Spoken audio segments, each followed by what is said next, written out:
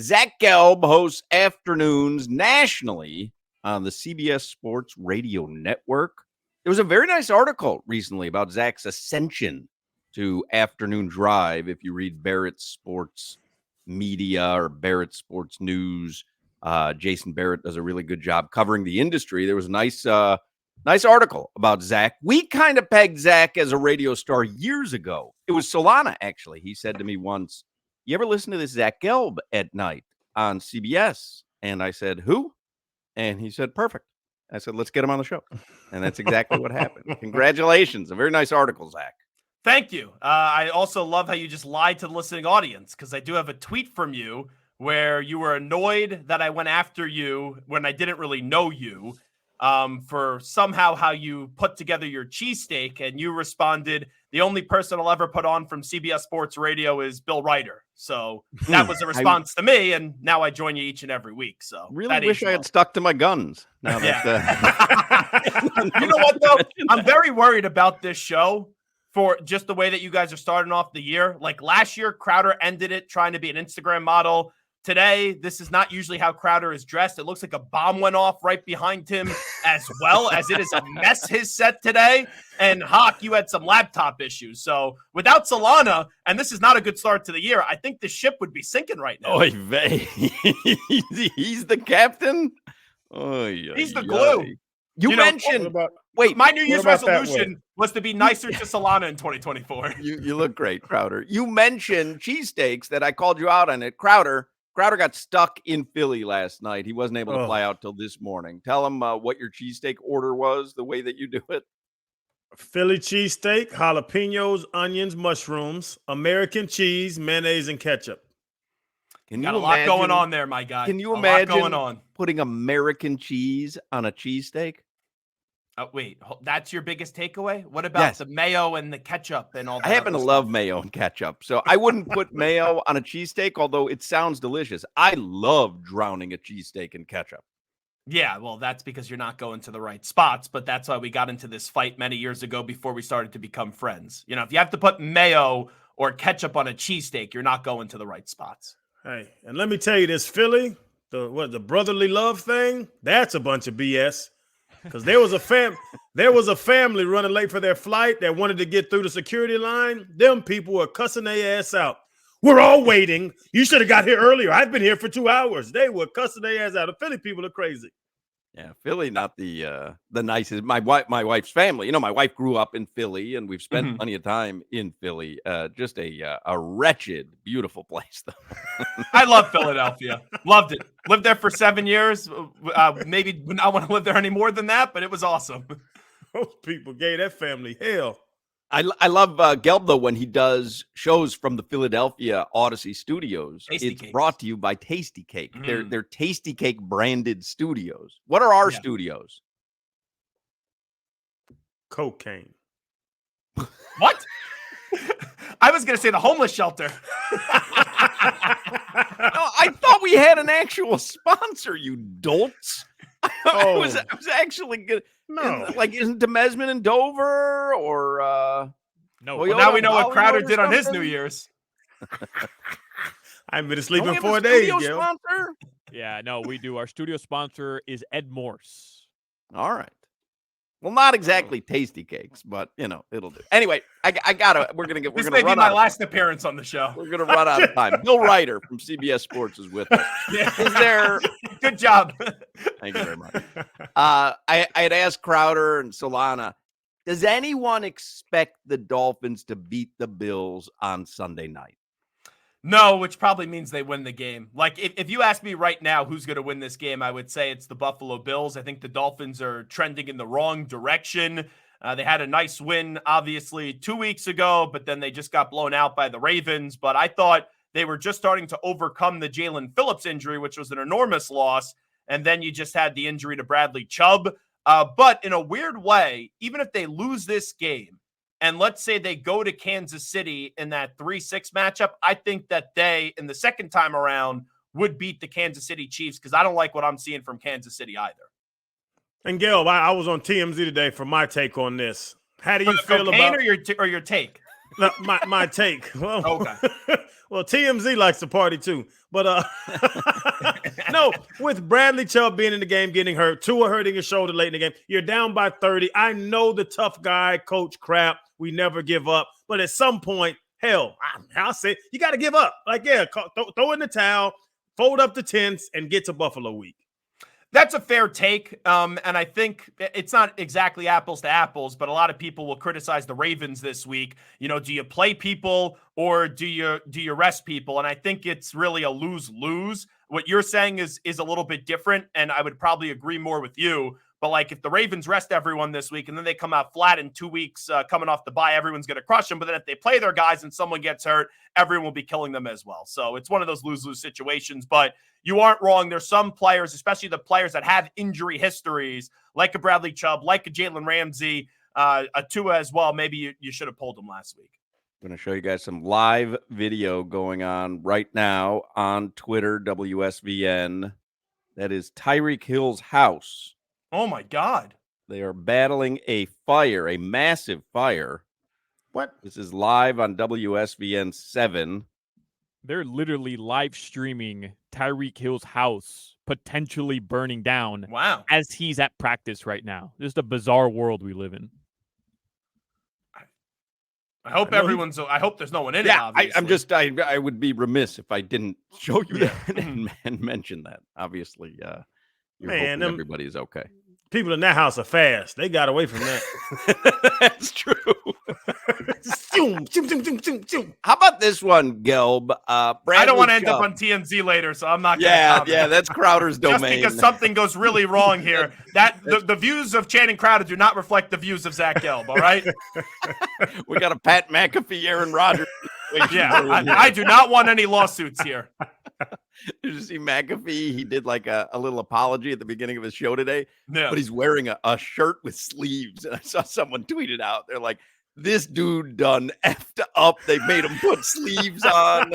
Well, you know what? I've actually been on to this. I wonder if ESPN recently said no more tank tops because the last few weeks I've been seeing him wearing T-shirts. So is ESPN trying to butter up McAfee a little bit? I don't think that, like, you sign him, you kind of know what you're getting. Like that, that happened with ESPN and Barstool years ago. It was like they signed them, didn't know what they were signing up for, and then they canceled it after one show, literally one show, because they were like, wait a second, what? But isn't it amazing that McAfee could curse up a storm? Yeah. But if I dropped an F-bomb right here, like I would get fired. You know? it's the whole thing is so weird because I like McAfee. And I like McAfee too. The thing that I find so funny is people that who aren't in the industry, like when they're listening to the radio in their car, they don't know what terrestrial is versus satellite. They might have a rudimentary understanding, but they don't understand. Like on ESPN, even the network, you could show porn if you want. They're not under they FCC. Basically did in that Sugar Bowl. They were showing Bourbon Street and there was a boob out. They're not bound by FCC regulations. Just like, Mad Dog Radio on Sirius XM is not bound by FCC regulations. It's only over-the-air networks. No. So it's only us and, WSVN 7 and CBS 4. But the other ones that are cable or satellite networks, they're not bound by any governmental agency. They choose to show, governance over what they air and what they say, but we're actually bound by law. Well, when I worked for Mad Dog Radio, they said we don't really want you cursing. They're like, if you do curse, like we can allow it, but we don't really want you to curse. Yeah, but it doesn't, like, if we curse, there could actually be a fine incurred. Yeah. And by the way, I'm not certain all of us can afford to pay it, so no one curse. All right, let me move on to... Once again, the views of Mark Hochman do not reflect the views of Zach Gelb. I am a company guy. Me too, Gelb. Hey, good luck getting that fine, FCC. There's a few people in line. Anywho, I'm a Bradley trustee, Gelb. I'm a trustee. Bradley Chubb, bootlegging trustee. Bootlegging trustee. Bradley Chubb tears this his segment's ACL. starting to become bad for my career. What is really bad? What is happening? I'm young. You guys are old. Remember Bill that. Ryder used to have such good opinions when he would come on. Quick, ask us a Devon Achane question, Gelb. Yeah. You can't save this Titanic from sinking. I got to get on the life raft right now. Hopefully it's big enough for my fat ass. Yeah, break glass in case of emergency. It's a Devon A. Chen question. Zach Gelb walks off the Hockman and Crowder show after stupid comments by host. Tyreek Hill's not the only thing burning down right now. All right. Once again, the views of the already. Hockman and Crowder show do not reflect I the don't views of show Zach Gelb. governance. Yes. What the hell was I going to ask? Bradley Chubb tore his ACL. Junk time. Should he have been in the game? This is why Crowder was on TMZ today. Mm-hmm. Well, yeah, like what we were just talking about. I it's tough for me to crush McDaniel for it, but I do understand the other argument of it. And when you get to a point and you know that the AFC East is on the line next week and this game is going nowhere, and it's not like Mike McDaniel is this dictator and like a my way or a highway coach. He's more of a player's coach. You would have thought he would not have been on the field, especially with Chubb's injury history. And in the AFC, Gail, because the Ravens by far, I honestly, not even recency bias, whatever, the Ravens are the best team in the league in my mind. Yeah. Is there any team in the AFC that can compete with them? Kansas City always up there, Buffalo. But I'm going to tell you, man, that damn 916-year-old Joe Flacco is playing some ball right now in Cleveland. 4-1, 4 games with 300-plus yards in a row. Any of those AFC teams have a chance against the Ravens? I think just because it's the nature of one singular game and you lose, yeah. Like, there's no one I really trust in the AFC. But if you have a good defense, something the Browns have, and you have no pressure on them, yeah, it wouldn't shock me. Like, I'm not going to pick it, but it wouldn't shock me if the Browns did go into Baltimore and get a victory. And also, I know Buffalo has not played well the last 2 weeks, but having a healthy quarterback matters in this league. And I know Josh Allen got a little bit banged up, but he's fine. As long as that dude's playing, the Bills will still have a shot as long as they get in. Like right now, I would say the Bills are still the second best team in the AFC, and there's a chance that they don't even make the playoffs after Sunday. What's the best scenario for the Dolphins? There's 4 scenarios that could be in place after Sunday night. The Dolphins can be hosting a playoff game against either Pittsburgh, Jacksonville, or Buffalo, or they can be on the road playing Kansas City. What's the best and worst scenario? Pittsburgh or Jacksonville?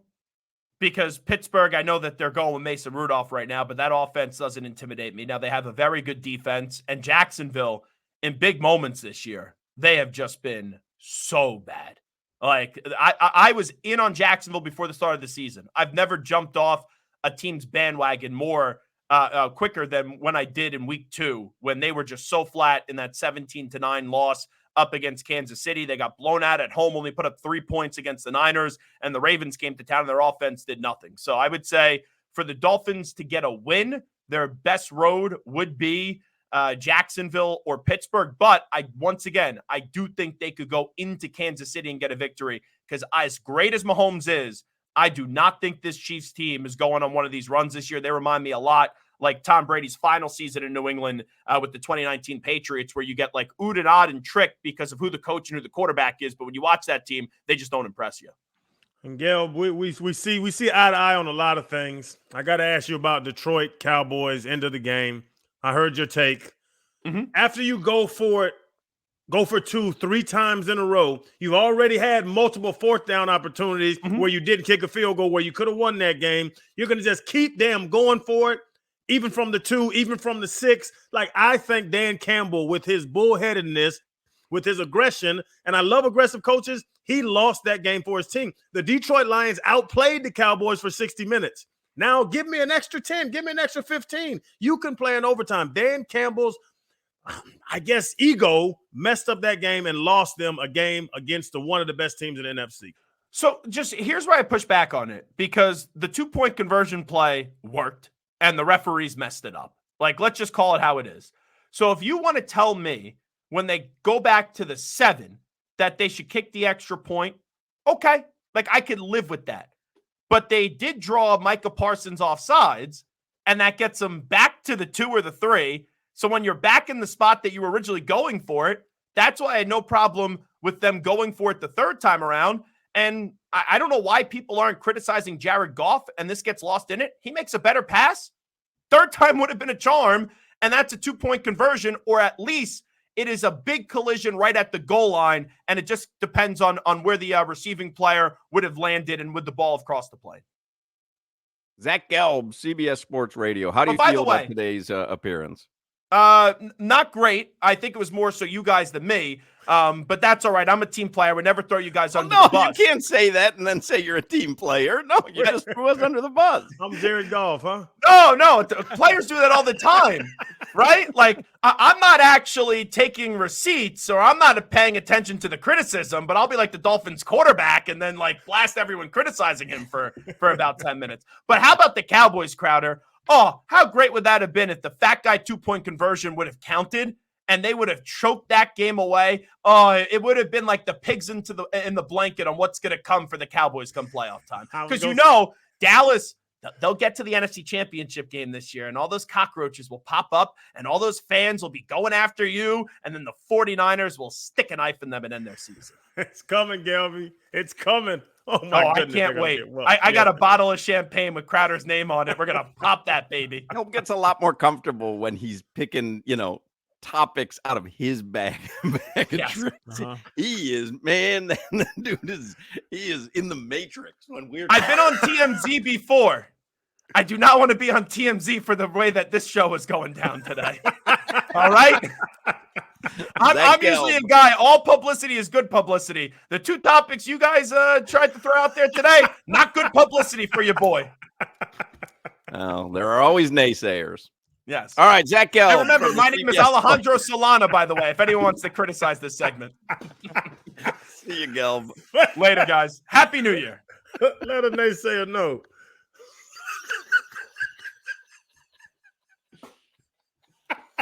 All right.